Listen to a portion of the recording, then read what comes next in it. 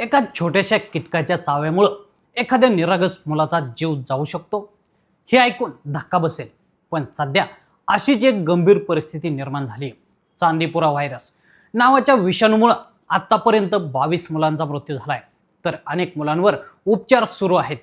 नेमका हा व्हायरस काय आहे, तो कसा पसरतो आणि सर्वात महत्त्वाचं म्हणजे आपल्या मुलांचा यापासून बचाव कसा करायचा, थोडक्यात समजून घेऊया. गुजरातमध्ये पुन्हा एकदा चांदीपुरा व्हायरसनं धोक्याची घंटा वाजवली. या विषाणूमुळे आतापर्यंत 22 मुलांचा मृत्यू झालाय आणि 7 मुलांवर विविध रुग्णालयांमध्ये उपचार सुरू आहेत. महाराष्ट्राच्या शेजारील राज्यात हा संसर्ग वाढत असल्यानं नागरिकांनी, विशेषतः पालकांनी अधिक सतर्क राहण्याची गरज आहे.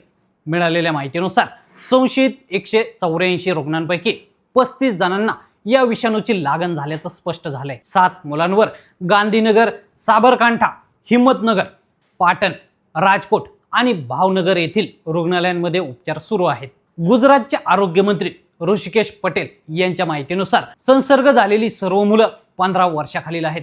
त्यामुळं लहान मुलांच्या आरोग्याबाबत विशेष काळजी घेण्याचं आवाहन करण्यात आलंय. संसर्गाचा प्रसार रोखण्यासाठी आरोग्य विभागानं वाळू माशीचा प्रादुर्भाव असलेल्या भागात विशेष मोहीम सुरू केली. विशेषतः मातीच्या घरांच्या भिंतींमधील भेगा बुजवण्याचा सल्ला देण्यात आलाय, कारण अशा ठिकाणी वाळू माशीची पैदास होण्याची शक्यता जास्त असते. आता जाणून घेऊया की चांदीपुरा व्हायरस नेमका आहे तरी काय. तर हा एक धोकादायक संसर्गजन्य विषाणू असून तो प्रामुख्याने वाळू माशी म्हणजे सॅन्डफ्लायच्या चाव्यामुळे पसरतोय.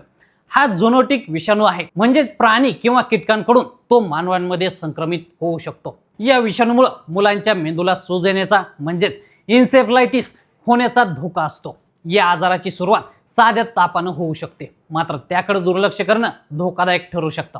ताप, अशक्तपणा, थकवा, डोकेदुखी, अंगदुखी, स्नायू दुखणं आणि उलट्या ही सुरुवातीची लक्षणं आहेत. संसर्ग गंभीर झाल्यास श्वास घेण्यास त्रास, न्यूमोनिया, फिट्स येणं, बेशुद्ध पडणं आणि काही प्रकरणांमध्ये अवयव निकामी होण्यासारख्या गंभीर समस्या उद्भवू शकतात. त्यामुळे अशी लक्षणं दिसतात मुलाला तातडीनं रुग्णालयात दाखल करण्याचा सल्ला डॉक्टरांनी दिलाय. वेळेत उपचार सुरू झाल्यास गंभीर गुंतागुंत टाळता येऊ शकते. यात महत्त्वाची गोष्ट म्हणजे सध्या चांदीपुरा व्हायरसवर कोणताही विशिष्ट उपचार आणि लस उपलब्ध नाही. त्यामुळं रुग्णाला आधारभूत उपचार, रुग्णालयात सतत देखरेख आणि आवश्यकतेनुसार उपचार दिले जात आहेत. मग या विषाणूपासून बचाव कसा करायचा, तर यासाठी सर्वप्रथम वैयक्तिक स्वच्छता पाळणं अत्यंत आवश्यक आहे. मुलांना बाहेरून आल्यानंतर हात साबणानं स्वच्छ धुण्याची सवय लावा. माशा, डास आणि वाळू माशीपासून बचाव करण्यासाठी पूर्ण बाह्यांचे कपडे वापरा आणि आवश्यक असल्यास कीटक प्रतिबंधक उपाय करा. घराच्या भिंतींमधील भेगा बुजवा, परिसर स्वच्छ ठेवा आणि कीटकांची पैदास होणार नाही याची काळजी घ्या. तसेच प्राणी किंवा कीटकांच्या थेट संपर्कातून मुलांना शक्य असेल तितकं दूर ठेवा. एकंदरीत गुजरातमध्ये वाढत असलेला चांदीपुरा व्हायरसचा प्रादुर्भाव हा चिंतेचा विषय आहे, मात्र घाबरण्याचं कारण नाही.